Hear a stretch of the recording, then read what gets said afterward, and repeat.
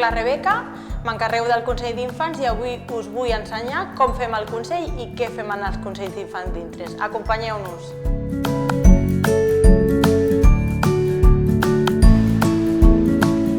El Consell para nosotros es un espacio donde podemos hablar y contar las cosas que pasan en nuestros centros y solucionar los problemas que tenemos. Y mientras tanto, pues obviamente hacemos amigos.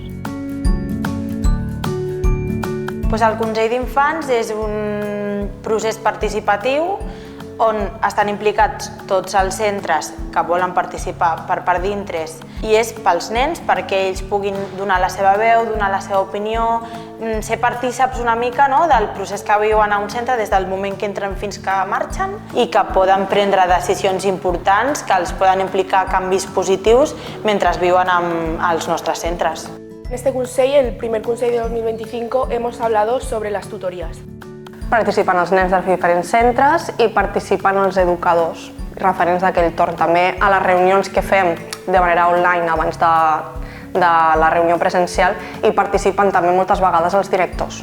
Ens reunim sempre que podem en diumenge perquè per dinàmica i per organitzacions és com millor funciona.